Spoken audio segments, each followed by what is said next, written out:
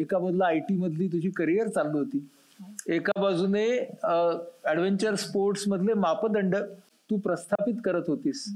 बदलावी गाडी असं तुला का बरं वाटलं? IT मध्ये सगळं चांगलंच चाललं होतं. मी ऍडव्हेंचर स्पोर्ट्स, एन्ड्युरन्स स्पोर्ट्स खेळत होते. दुसरी एक स्पोर्ट्स टेक्नॉलॉजी कंपनी सुरू केली होती, ती पण छान चालली होती. पण हे सगळं करत असताना काय कुठला पीस मिसिंग आहे हे कळत नव्हतं. आणि मग तो मिसिंग पीस शोधण्यासाठी काहीतरी एफर्ट्स टाकले पाहिजेत असं मला वाटलं. कारण असं वाटलं की हा असा बाय चान्स कधीतरी केव्हा तरी मला सापडेल आणि मग तो बाय चान्स सापडला तर बघू असं न ठेवता त्याच्यासाठी काहीतरी प्रयत्नच करायला लागतील बहुधा असं वाटलं. मग ट्रॅक बदलताना विचार काय होता? शारीरिक फिटनेस, मानसिक, सामाजिक, भावनिक फिटनेस. तर हे सगळं बरोबर आहे. मला या सगळ्याला दोन प्रश्न कायम विचारावेसे वाटले. पहिला प्रश्न असा विचारावासा वाटतो की हा सगळा फिटनेस ज्याच्याबद्दल आपण बोलतोय ना, ती मी म्हणजे कोण? कारण मला इतकी वेगवेगळ्या जीवनाच्या टप्प्यामध्ये वेगवेगळे रोल्स निभावताना दिसते. तर ह्यातली नेमकी कोण मी? आणि त्यातल्या कोणत्या मीचा शारीरिक फिटनेस, त्यातल्या कोणत्या मीचा भावनिक फिटनेस, हा मी कोण हा एक प्रश्न विचारावासा वाटला. बरोबर बरोबर. आणि त्यातून माझी आत्ताची जी योगशाळा आहे त्याचं नाव कोहम असंच आहे. कोहम म्हणजे हु एम आय. तर मी त्याचं नावही त्याचसाठी ठेवलं कारण मला असा प्रश्न पडायला लागला की मला लोक काय म्हणून ओळखतायत. म्हणजे गुबी वाळवंट पार करणार ते वाक्य ऐकून मला कंटाळा आला होता. तर मला असं वाटतं का नाही आवडत आहे मला हे. म्हणजे हे तर मी केलंय आणि लोक त्याचं कौतुक करतायत. तर मला ते कौतुक आवडत नाहीये का ती माझी ओळख आवडत नाहीये का नेमकं काय होतंय आणि का हा रेस्टलेसनेस येतोय आणि हा कोणाला येतोय. त्यामुळे तो कोहम असा प्रश्न पहिला विचारला. आणि दुसरा प्रश्न असा विचारावासा वाटतो की व्हॉट फॉर, कशासाठी. पण टूथब्रश विकत घेतला, आपण टूथपेस्ट विकत घेतली आणि आपण आरसा विकत घेतला. बरोबर. आपण दररोज सकाळी उठतो, टूथब्रशला टूथपेस्ट लावतो, आरशासमोर उभं राहतो आणि दात घासतो. आपण ज्या वेळेला मार्केटमध्ये जाऊन टूथब्रश विकत घेतो, पेस्ट विकत घेतो, आरसा विकत घेतो, तेव्हा तो कुठला घ्यायचा त्याच्याबद्दल आपले काही चॉईसेस असतात. बरोबर. आरशा मला असा पाहिजे, ह्या कलरची फ्रेम पाहिजे, हे सगळं मी घेते आणि ते तिथे लावते. पण मी रोज सकाळी उठून ज्या वेळेला दात घासते त्यावेळेला मी टूथब्रश अप्रिशिएट करत नाही, त्यावेळेला मी टूथपेस्ट अप्रिशिएट करत नाही रोज उठून. त्यावेळेला माझा आरसा किती सुंदर आहे हा सुद्धा विचार माझ्या मनात येतो. त्यावेळेला माझ्या मनामध्ये काय असतं, माझे दात स्वच्छ करायचे मला ह्या 3 गोष्टी वापरून. म्हणजे ही साधनं आहेत, ही साहित्य आहेत. म्हणजे तसंच माझं शरीर हे साहित्य आहे, हे साधन आहे. माझं मन सुद्धा साधन आहे, माझी बुद्धी सुद्धा साधन आहे. तसं शरीर मला जे काही आहे ते वापरून मी काहीतरी करणं अपेक्षित आहे. हो, त्यामुळे ते साधन आहे. या गोष्टीकडे मी आले. आता ह्यातून योगाभ्यासाकडे बघायची दृष्टी तुला कशी मिळाली आणि तू ती कशी डेव्हलप केली? शारीरिक फिटनेसची जे काही पॅरामीटर्स आहेत की तुमचं कार्डिओव्हॅस्क्युलर एन्ड्युरन्स पाहिजे, तुमचा मस्क्युलर एन्ड्युरन्स, बोन डेन्सिटी, तशीच ॲजिलिटी पाहिजे, मोबिलिटी पाहिजे, फ्लेक्सिबिलिटी पाहिजे. त्या कारणासाठी आसनांचा अभ्यास मी करत होते. पण जेव्हा ह्या सगळ्या प्रयत्नांमधला तो मी कोण आणि व्हॉट फॉर हे प्रश्न पडायला लागले, सतवायला लागले, तेव्हा काही गोष्टी वाचनात आल्या ज्या येत होत्या, कानावर पडत होत्या, पण मी त्याच्याकडे लक्ष देत नव्हते बहुधा अनेक वर्ष. मी फक्त आसनांकडे बघतीये. तर काय आहे, इथून ह्या प्रश्नामधनं जरा सखोल जाऊन अभ्यासाला सुरुवात केली. याला मला फायदा असा मिळाला की मला संस्कृत येत होतं, मी ते भाषांची आवड असल्यामुळे संस्कृत आधी शिकले होते, त्यामुळे वाचायला सोपं गेलं, त्याचा अर्थ समजून घ्यायला सोपं गेलं. आणि मग मला तो जो एक झोपेतनं जागं होणं जे म्हणतात ते लिटरली माझं झालं असं मी म्हणेन. की आपण शास्त्राच्या भाषेमध्ये अविद्येमध्ये असणं ज्याला म्हणतात ना, ती कम्प्लीट अविद्या आणि तिथनं पूर्ण काहीतरी प्रकाश, ते लिटरली झोपेतनं जागं झालं अशी जाणीव मला जेव्हा मी योगशास्त्राचा सखोल अभ्यास करायला लागले त्यावेळेला झाली. तर योगाबद्दलचे नेमके गैरसमज काय? जेव्हा आपण म्हणतो की योगा क्लासला जाता का, त्यावेळेला बेसिकली आसन करता का असा भाग असतो त्याच्यातला. तर त्याच्यातला पहिला एक समज आपला जो आहे की योग म्हणजे आसन, हा पहिला गैरसमज. अर्थातच योग म्हणजे आसन नाही. आसन हा त्याच्यामधला एक 8 भागांमधला एक छोटा भाग आहे. तो महत्वाचा आहे का? जरूर आहे. कारण तो आपल्या शरीर नावाच्या साधनाला घासून पुसून स्वच्छ करतो. पण ते एम आहे का? तर अजिबात नाही. तिथे थांबणं हे एम नाही. मग आता माझं शरीर फ्लेक्सिबल झालं तर मग पुढे काय? म्हणजे मला किती सुंदर आसनं येतात ह्याचे रील्स टाकणं. एक्झॅक्टली, मी तेच म्हणणार होते. इंस्टाग्रामवर व मी अशा काहीतरी कॉम्प्लेक्स पोजेस करून ते टाकणं हे त्याचं एमच नाहीये. मग त्याचं एम काय आहे? तर आसनाची सुद्धा जी व्याख्या आपल्याला योगसूत्रांमध्ये दिसते ती व्याख्या आहे स्थिरम सुखम आसनम. म्हणजे इतकी सोपी व्याख्या आहे. मी जर या पोझिशन मध्ये बसलीये, ही पोझिशन मला जर हलवाविषयी नाही वाटली 2 तास, तर मी आसनामध्ये बसलीये. वेऱ्यात जर का मी अशी बसले आणि मला असं असं असं सगळं सारखं करावंसं वाटतंय आणि ऍडजस्टमेंट्स कराव्याशा वाटतायत, तर याचा अर्थ माझं आसन नीट लागलेलं नाही.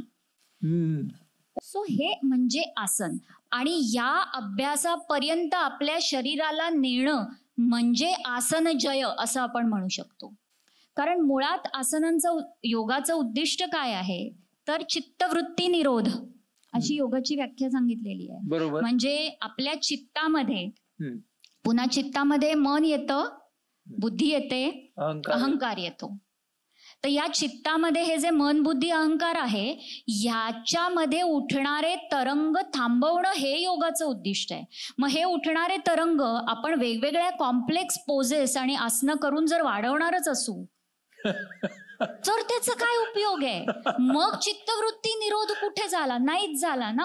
उलट तो चित्तवृत्ती विस्फोट झाला. तो निरोध होतच नाही. कारण रोज क्लासला येऊन नाही यार मला ना ते जमतच नाही असं म्हणलं तर त्याचा काय उपयोग आहे? काय जमत नाही तुला? ती पोज जमत नाही. पण तू इथे पोज करायला येतेस का योग करायला येतेस? योग करायला येतेस. मग तू इथे येऊन यथाशक्ती तुला ज्या पद्धतीने तुझ्या शरीर आज तुला जे काही वागवू बघतंय त्या पद्धतीने जर वागलीस तर तुझा चित्तवृत्ती निरोध नक्की होणार आहे. मगाशी म्हणलं तसं तुलना जर तिथे माझी गेली की मी काल कशी होते, आज कशी आहे, माझ्या शेजारी क्लासमध्ये करणारी असं करतीये मला येत नाहीये, ही तुलना गेली तर चित्तवृत्ती निरोध होणार आणि तर योग सुद्धा होणार. हो, म्हणजे आसन मी करतोय पण पाहतोय मात्र इतरांकडे. असं दुसरा गैरसमज योगाचा अजून एक आहे की योग म्हणजे फ्लेक्सिबिलिटी. तर हो आणि नाही दोन्ही.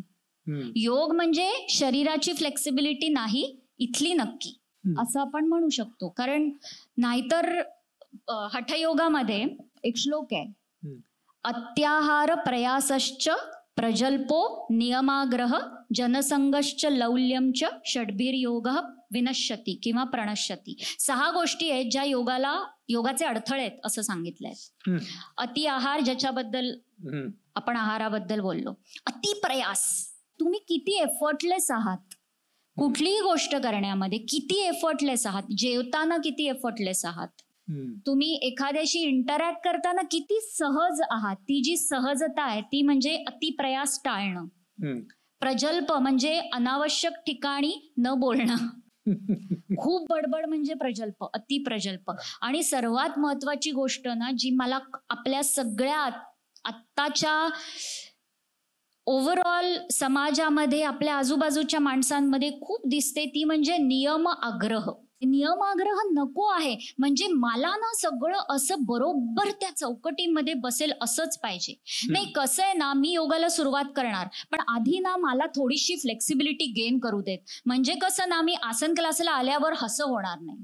तुम्ही काहीतरी एक प्रकारची चौकटची परफेक्शनची आहे त्याच्यात तुम्ही स्वतःला घालून बसताय आणि त्या नियमाला अनुसरून माझं सगळं असंच झालं पाहिजेच. असे जे सगळे च आहेत ते सगळे म्हणजे नियमाग्रह. हा योग मार्ग नाही. जितका हट्ट तो हठयोग नाही. मला काय वाटतं नेहमी की मंडळी आसनाबद्दल बोलतात, हा मंडळी प्राणायामाबद्दलही बोलतात, पण मंडळी त्याच्या आधी येणाऱ्या यमनियमांबद्दल कधीच नाही बोलत. आसन जसा 8 अंगांपैकी एक भाग आहे. योग जर त्याचं उद्दिष्ट चित्तवृत्तींचा निरोध असेल तर यम, नियम, आसन, प्राणायाम, प्रत्याहार खूप खूप महत्वाची पायरी. धारणा, ध्यान आणि समाधी. यम आपल्याला सांगतात की तुम्ही इन जनरल समाजामध्ये वावरताना कसं वावरा. ते 5 यम सांगितलेले आहेत. म्हणजे अहिंसा, सत्य, अस्तेय, ब्रह्मचर्य, असं अपरिग्रह, हे सगळे. त्याच्यानंतर काय येतं, नियम. म्हणजे तुम्ही स्वतःशी स्वतः कसं वागा, त्याच्यामध्ये नियम येतात. शौच, संतोष, तपस्वाध्याय, ईश्वर प्रणिधान, हे आपण कसं स्वतःशी वागायचं. पुढे पतंजली ऋषी योगसूत्रांमध्ये खूप छान सांगतात, जे मानसशास्त्रच आहे असं मला बऱ्याच वेळेला वाटतं, की मैत्री, करुणा, मुदिता, उपेक्षा, हे 4 ज्या गोष्टी सांगितलेल्या आहेत. तर हे यमनियम झाले. आणि मग बघा ना, आपण इथून एक्सटर्नल कडून, म्हणजे बाहेरच्या समाजाशी जी इंटरॅक्शन आपली आहे, यमामध्ये सांगितलेली, नियमामध्ये सांगितलेली, तिथून आपण आलो शरीराकडे. म्हणजे 3रं अंग येतं आसनांचं. मग शरीरामधून, म्हणजे जे ग्रॉस लेवल आहे, तिथून आपण अजून थोडं डीपर आणि सूक्ष्म जातो प्राणायामाकडे. कारण शरीर आपल्याला समजू शकतं, शरीराचे व्यायाम आसन आहेत. मग आपण प्राणायामाकडे येतो, कारण श्वास पुन्हा शरीरापेक्षा तरल आहे, सूक्ष्म आहे, कळायला तितका सोपा नाही. प्राण त्याहून तरल आहे आणि सूक्ष्म आहे. मग प्राणायामानंतर आपण अजून सूक्ष्म भागाकडे येतो, तो म्हणजे प्रत्याहार. मग तिथे येतो इंद्रियांवर कंट्रोल मिळवणं, इंद्रियांचा निग्रह करणं. तो म्हणजे जी काही आपली इंद्रिय सतत बाहेरच्या गोष्टी टिपण्यामध्ये रमलेली आहेत, त्यांना आतमध्ये वळवणं आणि आतल्या गोष्टी टिपायला भाग पाडणं. हा म्हणजे हा प्रयत्नपूर्वक करावा लागतो. आणि जेव्हा हे सगळं होतं, तेव्हा कुठे धारणा, ध्यान आणि समाधी, ह्याच्याबद्दल आपण बोलू शकतो. मग जर मला ध्यान लागणं किंवा न लागणं ह्याच्यापर्यंत जायचं असेल, तशासाठी ही सगळी आधीची तयारी करायला लागणार. यम, नियम, आसन, प्राणायाम, प्रत्यय. त्यामुळे ध्यान लागणं हे एक्झॅक्टली त्या झोपेच्या तयारीसारखं आहे. वा वा, किती छान. तर आता मेडिटेशनच्या संदर्भातले समज, गैरसमज आणि ध्यान म्हणजे नेमकं काय बरं? There is nothing that is suppose to happen in meditation. There is nothing that is not suppose to happen in meditation. ध्यान करणं म्हणजे काय, म्हणजे ध्यानामध्ये अमुक एक गोष्ट अशी झालीच पाहिजे, माझ्या मनामध्ये विचार येताच कामा नयेत, असं नाहीये. योग सूत्रांमध्ये एक खूप छान शब्द वापरलाय, जो मला पर्सनली खूप आवडतो. तो शब्द आहे निरोध क्षण. निरोध क्षण. तर निरोध क्षण म्हणजे काय? आता फॉर एक्झाम्पल आपण एक प्रयोग करूयात. ओके, आता मी सलग एक वाक्य बोलले. आत्ता जे झालं ना, याच्यामध्ये आपल्या सभागृहामध्ये जेवढ्या व्यक्ती बसल्या आहेत, त्या सगळ्यांच्या मनामध्ये आपापले वेगवेगळे अनेक विचार येऊन गेले असतील. ओके. आता ते जे विचार आहेत, त्या विचारांची एक विशिष्ट गती असणार. पण ते विचार इतक्या स्पीडने येतात आपल्याला, की त्या 2 विचारांच्या मधली गॅप आपल्याला जाणवतच नाही. बरोबर. त्यामुळे आपल्याला असं वाटतं की माझ्या मनामध्ये अशी कधी स्थितीच नसते की विचार नाहीत. दिस इज नॉट रियालिटी. आपल्याला गतीमुळे तसं वाटतं. फास्ट जाणारी 22 डब्यांची गाडी अगदी मला एकच दिसते तशी. पण या 2 विचारांच्या मधली जी काही गॅप आहे, तो म्हणजे निरोधक क्षण. ओके. त्या निरोधक क्षणापर्यंत जाण्याला मदत करणं म्हणजे ध्यान. ही ध्यानाची प्रोसेस आहे. ध्यान ही प्रक्रिया आहे. ध्यान म्हणजे एक फायनल स्टेट नाहीये. मला प्रयत्नपूर्वक मन जे पुन्हा इकडे तिकडे जाणार आहे, त्याला पुन्हा एकदा खेचून इथे आणावं लागणार आहे. तर या निरोधक क्षणावर मी जास्त वेळ टिकून राहू शकणं, यासाठी आपण ध्यान करतो. ओके. आता बघा ना, पतंजलींनी योगसूत्र लिहिली आणि त्यामध्ये ध्यानाचा उल्लेख केला. त्यामध्ये हा उद्देश नव्हता ना की तुम्ही फोकस वाढवण्यासाठी ध्यानाचा अभ्यास करा. कोणत्याही थेरपीच्या अँगलने लिहिलेलं नाहीये हे. याचा उद्देश थेरपीच्या कितीतरी पलीकडचा आहे. आणि तो जेव्हा आपल्याला कळेल, त्यावेळेला बाकीचे सगळे बेनिफिट्स मिळणार. आणि अगदी मनापासून फ्रँकली सांगते, हे अवघड नाहीये. आपल्याला आपण अवघड करून ठेवतो कारण आपण नियमाग्रहाकडे जातो. आपण विचारतो माझं ना परफेक्ट ध्यान कसं होईल. असं काही नसतं परफेक्ट आणि इम्परफेक्ट ध्यान. केलेलं ध्यान कायम परफेक्ट असतं, न केलेलं इम्परफेक्ट असतं. तुम्ही रोज 1 मिनिट असं ठरवून ध्यान केलं तर गुड, इट इज परफेक्ट. बरोबर. पण रोज ठरवून 1 दिवस केलं आणि नाहीच झालं म्हणून दुसऱ्या दिवशी नाहीच केलं, दॅट इज इम्परफेक्ट. तू म्हणतेस तसं हा जो अवकाश, ती स्पेस बिटवीन टू थॉट्स, हे सगळं तू आम्हाला थिअरीत सांगितलंस खरं, पण त्याचा अनुभव आम्हाला घेता येईल का इथं आत्ता? पातंजली योगदर्शनामध्येच ना ध्यान ज चित्त असा शब्द आहे. बर. ज म्हणजे जन्माला आलेलं. ध्यानातून जन्माला आलेलं जे चित्त, ते चित्त काय काय करू शकतं असं त्याच्या ॲबिलिटीज, त्याच्या क्षमतांबद्दल बोललेलं आहे. आणि त्यामध्ये आपोआपच हे सगळे थेरपी अँगलनी जाणारे जे बेनिफिट्स आहेत त्या ध्यानज चित्तामध्ये असतातच. तर मग आपण सगळेच जण जिथे आहोत, जसे आहोत तसे बसूयात आणि दोन्ही हात गुडघ्यांवर ठेवूयात आणि तळहात छताकडे करून ठेवूयात. शक्य असेल तर चष्मा काढा आणि डोळे मिटूयात.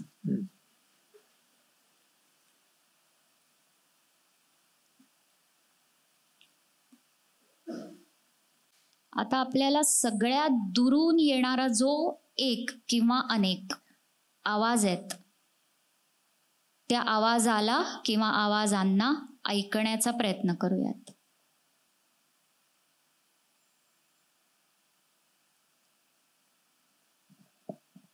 त्यापैकी कोणत्याही एका आवाजाला प्रतिसाद द्यायचा नाहीये. एका मागोमाग एक आवाज ऐकत जायचंय.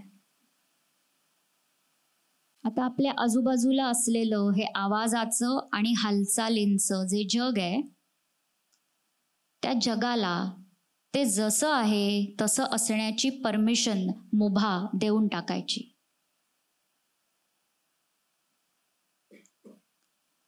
आत्ता या क्षणी मला जगामध्ये कोणत्याही बदलाची अपेक्षा नाही, असं स्वतःला सांगायचं.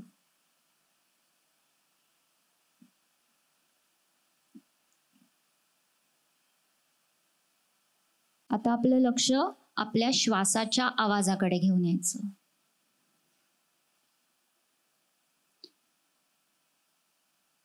श्वास घेताना पोट पुढे येणार, छाती फुगणार, आणि श्वास सोडताना छाती रिलॅक्स होणार, पोट आत जाणार. श्वास घ्यायचा, 1 सेकंद पॉज घ्यायचा आणि मग श्वास सोडायचा. आता अशा पद्धतीने फक्त पुढचं 1 मिनिट आपला प्रत्येक श्वास मोजायचा. 1 श्वास आणि 1 उच्छ्वास, 1 आकडा असं मोजायचं आणि अशा पद्धतीने श्वास मोजायचा 1 मिनिट.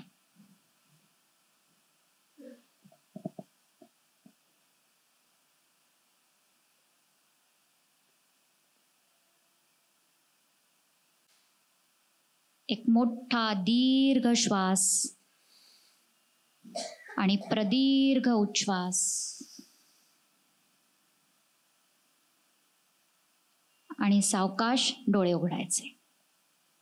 मुद्दा असा की माझं चंचल मन हे मला अशा ठिकाणी नेत राहणार, हो, याची सुद्धा जाणीव मला ध्यानामध्ये असणं फार महत्वाचं आहे.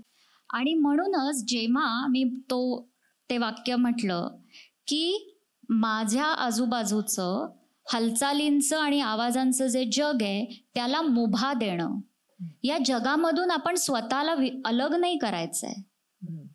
सो मी मलाही मुभा देतेय. हो, म्हणजे मलाही खोकला येऊ शकतो.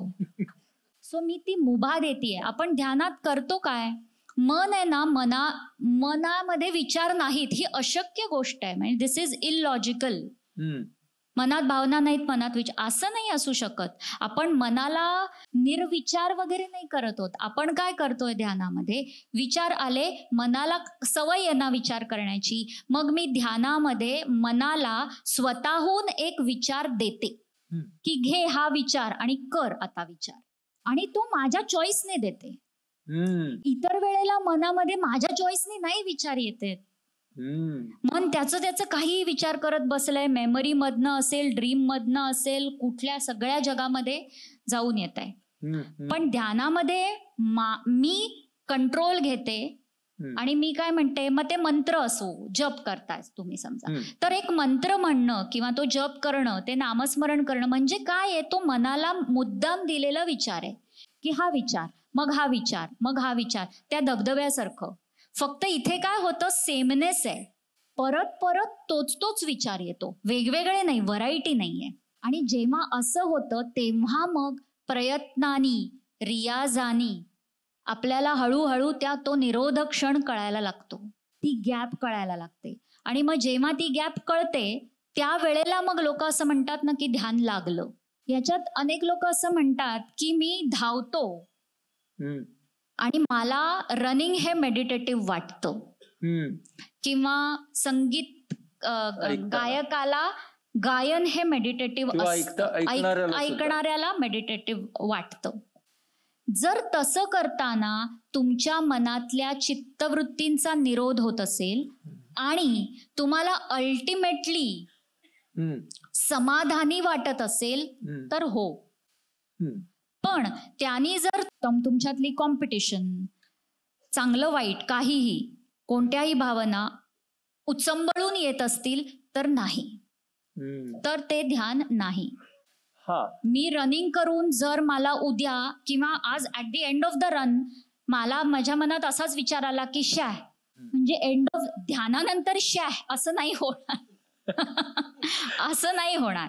ते केल्यावर जर असं झालं की नाही आज माझं ते पीबी झालंच नाही, काय असतं ते, पर्सनल बेस्ट.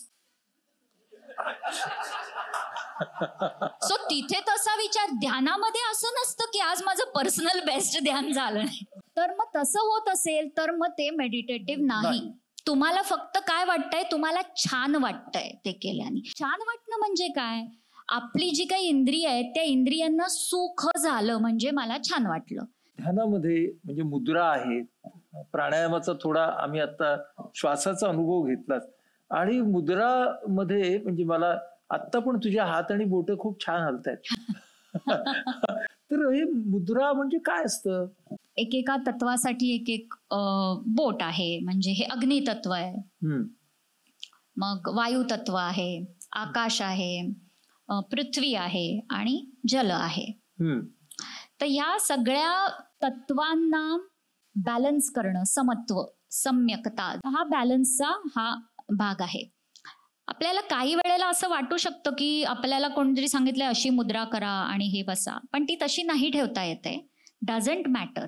कारण असं आहे की तुम्ही तुमच्यामधली जी काही एक प्राणाची शक्ती आहे ती प्राणशक्ती एका पर्टिक्युलर ठिकाणी कॉन्सन्ट्रेट करणं. कारण शेवटी प्राणायामाचं पुन्हा उद्देश आहे प्राणधारणा. ती जी धारणा आहे म्हणजे ते सस्टेन करता आलं पाहिजे, कारण ती इतकी प्रचंड शक्ती आहे. त्यासाठी आपलं शरीरही रेडी पाहिजे, म्हणून आपण आसनांचा अभ्यास करतो, म्हणजे प्राणायाम करता येतो. आणि मग प्राणायामाची सुद्धा again that's not a destination. नाही तर काय असं होतं माहितीये का, सगळी गंमतच होते आपली. इतके आपण कॉम्पिटेटिव्ह असतो, इतके जास्त कॉम्पिटेटिव्ह मोडमध्ये असतो की मला असे माहिती आहेत लोक की आता ना मी 2 मिनिटं कुंभक करू शकतो, म्हणजे ब्रेथ होल्ड करू शकतो. पण पुन्हा प्राणायामाचा तो उद्दिष्टच नाहीये. आणि त्याने काय झालं, चित्तवृत्ती निरोध झाला, नसेल झाला, विस्फोट झाला. मग नसेल झाला तर मग त्या प्राणायामाच्या अभ्यासाचा नाहीये फायदा काही. किंवा ध्यान करतो मी ना, रोज त्या माळा करतो, काही प्रॉब्लेम नाही जप करण्यावर, तो पॉइंट नाहीये. इथे पॉइंट असा आहे की आज मी 1008, माझं लक्ष आहे की मी 1,10,080 करावेत. म्हणजे ह्याच्यात पुन्हा तो जो काही मी कोण आणि हे कोणासाठी चाललंय आणि त्याला अल्टिमेटली हवंय काय, का करायचंय हे सगळं. मग आपल्याला इथे पुन्हा आपण अशा पॉइंट पर्यंत येतो की ultimately everyone wants to be happy. पण आनंद म्हणजे पुन्हा सुख नाही ना, म्हणजे माझ्या इंद्रियांना होणारं जे काही आहे ते म्हणजे आनंद नाही. तुम्हाला माहितीये आपण म्हणतो की लिमिटलेस आनंद पाहिजे. म्हणजे कुठे पाहिजे आणि कोणात पाहिजे. हा, म्हणजे आता मी विचारलं की कुठे पाहिजे तुम्हाला आनंद पाहिजे, तर कुठे कुठे पाहिजे, इथे दीनानाथ नाट्यगृहामध्ये पाहिजे का बाहेर पाहिजे, तर काय उत्तर येईल, दोन्हीकडे पाहिजे. घरी पाहिजे का ऑफिसमध्ये पाहिजे, सगळीकडे पाहिजे, सर्वत्र पाहिजे. किती पाहिजे, लिमिटलेस एवढा पाहिजे. म्हणजे 2 किलो 10 किलो 100 किलो नाही, लिमिटलेस. केव्हा पाहिजे, आत्ता पाहिजे का उद्या चालेल, नाही आत्ताच पाहिजे, आत्ताच पाहिजे. मग उद्या नसला तरी चालेल का, नाही तेव्हा पण पाहिजे. म्हणजे आपल्याला फक्त आनंद नकोय, आपल्याला काहीतरी अशी गोष्ट पाहिजे ज्याला लिमिट नाही, असं काहीतरी आपल्याला सारखं सारखं वाटत असतं आणि ते करत असतो. मग मी कशाला त्या जपाला 1,08,000 आणि 10 त्याचं तरी कशाला लिमिट घालायचं ना मी. So leave aside all of this. म्हणून नियमाग्रह सोडणं हा त्यातला मोठा भाग होतो. आता मला एक खूप महत्वाची गोष्ट सांग, मी कोणचं उत्तर तुला काय सापडलं? मी कोणचं उत्तर मला माहिती नाही सापडलंय का नाही, पण मला असं वाटतं की सगळ्या ज्या हालचाली चालू असतात ना, त्या सगळ्या हालचाली एका कुठल्या तरी स्थिर बिंदूच्या भोवती चाललेल्या असतात. एखादी ती खुंटी बळकट नसेल, एक अशी स्थिर नसेल, तर हालचाली परसिवच होणार नाहीत. सो ज्या अर्थी मला एवढ्या सगळ्या हालचाली माझ्या मधल्या, माझ्या आतल्या, माझ्या बाहेरच्या परसिव्ह होत आहेत, त्या अर्थी मी ते कोणीतरी असलं पाहिजे जे स्थिर आहे. म्हणजे तुला असं म्हणायचंय की वर्तुळाला मध्यबिंदू पाहिजे आणि मग त्याच्या भोवती हा दोरा असेल आणि हा मध्यबिंदू तर मग तो फिरत राहील. सो ते जे सेंटर आहे ते मी असलं पाहिजे. म्हणजे मला ते कायम असंच अशा स्थितीत स्थिरतेमध्ये मी असते का वगैरे तर अजिबात नाही. पण एक गोष्ट सांगतात बुद्धांची की बुद्ध म्हणायचे की कोणीही बुद्ध होऊ शकतं. मग त्यांच्या एका शिष्याने त्यांना विचारलं की जर कोणी बुद्ध होऊ शकतो, बुद्ध का नाहीये तितके, तर मग त्यांनी त्या शिष्याला सांगितलं की तू एक काम कर, गावामध्ये जा आज आणि प्रत्येकाला आयुष्यात काय काय पाहिजे याची लिस्ट बनवून आण. तर मग तो शिष्य पूर्ण दिवसभर गावामध्ये फिरला आणि संध्याकाळी ती लिस्ट घेऊन, यादी घेऊन बुद्धांकडे आला आणि दाखवली की ही यादी असं आहे. मग बुद्धाने विचारलं, मग सांग मला याच्यात कोणी लिहिलंय मला बुद्ध व्हायचंय? कोणीच नाही लिहिलं. इथली सर्वात मोठी गोष्ट अशी आहे ना, आपल्याला ते लिमिटलेस काहीतरी हवं आहे, पण आपल्याला काहीतरी सोडायचं पण नाहीये. असं काहीतरी पकडून ठेवलेलं आहे, पण मला जायचंय असं तिथे, असं नाही होणार बाबा. मग त्यातली पहिली पायरी कुठली आहे, तर ऍटलिस्ट करेजसली बोलायला लागा की मला असं हवंय. डिझायर ज्या कुठल्या असतील त्या असू देत. सर्वात मोठी डिझायर, बेसिक डिझायर ही असतेच आपल्या सगळ्यांना, लिमिटलेसनेसची. मग ती आपण मान्य करूयात ना की मला फ्रीडम हवा आहे. मग इथे असं म्हटलं कीच गोष्टी सुरू काय होतात की अगं पण माझ्या फॅमिलीचं, अगं पण ते असं, अगं पण ते. पण तुम्ही फ्री झालात म्हणजे तुम्ही त्यांना वाऱ्यावरच सोडायचंय. आता हिमालयात जाऊन संन्यासच घ्यायचा आहे, वैरागी असं मी काहीतरी असा अर्थच नाहीये त्याचा. I can be here and I can still B free. मग हा फ्रीडम हा फिटनेस आहे असं मला वाटतं. आता मला हे कळलं की तुझा प्रवास अजून चालू आहे आणि तुझा कशासाठीचाही प्रवासही अजून चालू आहे. हे पण मला कळलं. पण आता ह्या भौतिक आयुष्यात मध्ये असताना तू आता शिक्षिका झालीस. हो. तर हा जो तुझा व्यक्तिगत शोध आहे, त्यामुळे तुझ्यात व्यक्ती म्हणून काय बदल झाले आणि शिक्षिका म्हणून तू कशी घडलीस? मला जे लोक अनेक वर्ष ओळखतात ना, त्यांना तर असा विश्वासच नाही बसू शकणार की मी शिक्षिका आहे. कारण तो जो पेशन्स लागतो तो माझ्याकडे नव्हता. म्हणजे मी इतकी जास्त फिजिकल हे आणि याची होते, याच योगाच्याच भाषेमध्ये रजोगुणी होते.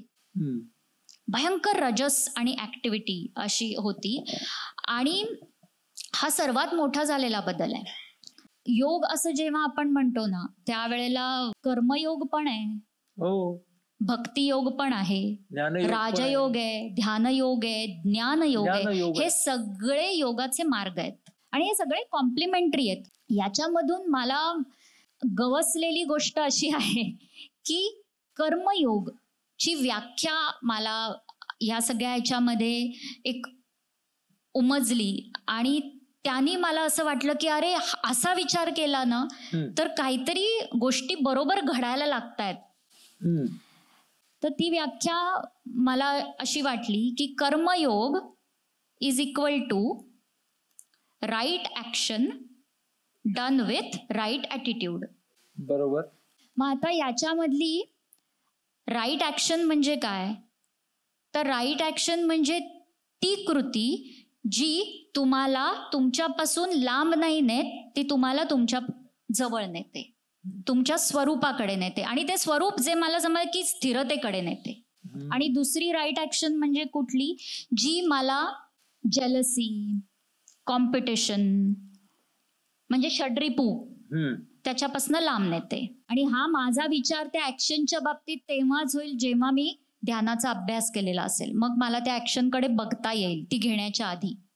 आणि राईट ॲटिट्यूड तो माझ्यामधल्या इनर ग्रोथला प्राधान्य देतो एक्सटर्नल अचीवमेंट पेक्षा. म्हणजे कदाचित मी एक्सटर्नली ही गोष्ट आता नाही मिळवू शकले, मी फेल झाले, मग मी त्याच्याकडे बघणार का त्या प्रयत्नामधून माझ्यात जी इनर ग्रोथ झाली त्याच्याकडे बघणार. अशी कुठलीच ऍक्शन असू शकत नाही ज्यात इनर ग्रोथ होत नाही. प्रत्येक ऍक्शन मध्ये इनर ग्रोथ होते आणि मग आपली प्रत्येक ऍक्शन कर्मयोग होते. बरोबर. होऊ शकते. हे जेव्हा असं वाचताना अभ्यास करताना असं मला कळलं तेव्हा मला असं वाटलं की हे काहीतरी आहे जे मी अंमलात आणू शकेन. तसं तू शिक्षक या तुझ्या भूमिकेकडे पाहायला लागली. ह्या सगळ्या प्रवासाच्या मध्ये ना अध्यात्म म्हणजे नेमकं काय आमच्या सगळ्यांच्या मनात. कारण काय झालं आमचं सगळ्यांचं ना, आम्ही काही आध्यात्मिक नाही बुवा, आम्ही ना प्रॅक्टिकल आहोत. तर आम्ही सगळे ना या दोन शब्दांच्याकडे ना अक्षरशः मित्रराष्ट्र शत्रू राष्ट्र असं पाहतो. आता तू आम्हाला जरा कृपया मार्गदर्शन करावे. माझा दिवसातले 2 ते 3 तास आसनांचा क्लास घेण्यामध्ये जातात. तेव्हा जेव्हा प्रत्येक व्यक्ती त्या योगा मॅटवर येऊन हालचाली करत असते ना, तेव्हा ती प्रत्येक व्यक्ती स्वतः बरोबर काही पॅटर्न्स घेऊन त्या मॅटवर येते. ते मुवमेंट पॅटर्न्स असतात, पण ते सगळे मुवमेंट पॅटर्न्स या व्यक्तीने काहीतरी जे पकडून ठेवलेलं आहे अनेक वर्ष, ते त्या मुवमेंटमध्ये दिसतात. आणि ज्या वेळेला ज्या क्षणी ते पकडून ठेवलेलं काहीतरी सुटतं त्यावेळेला त्या व्यक्तीचा मॅटवरचा वावर एकदम बदलतो. ती व्यक्ती मॅटवर फ्री वागायला लागते, फ्रीडम मिळतो तिला. मग हे अध्यात्म नाहीये का तिथे झालेलं? त्यामुळे ह्या 2 गोष्टी नाही, आपण प्रत्येकच जण तेच आहोत. म्हणजे अशी इच्छा पाणीपुरी खाता नाही होऊ शकते. तू आम्हाला मगासपासून जे सांगतेस ना की अध्यात्म हे या व्यावहारिक जीवनापासून काही वेगळं नाही. फक्त आपण सगळे याच जीवनामधल्या सतत बदलणाऱ्या आणि आपल्याला स्थिर वाटणाऱ्या इच्छांच्या पाठी दौडत असतो.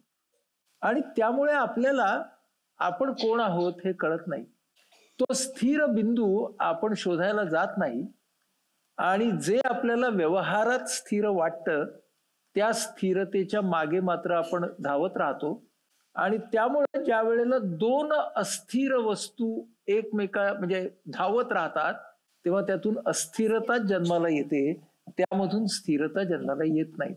या स्थिरतेमध्ये मुक्ती आहे ही उपाधींच्या पासून मुक्ती आहे, ही मिळवण्याच्या सुखापासूनची मुक्ती आहे, ही नात्यांच्या बंधनांपासूनची मुक्ती आहे, ही मला व्हायला हवेत अशा परिणामांच्या हेक्यापासूनची मुक्ती आहे. असे ह्या मुक्तीचे आयाम मला जसे कळत जातील तसेच मला स्वचे हे पदर उलगडत जात असताना आतल्या स्थिर बंधूचा अनुभव येऊ शकेल.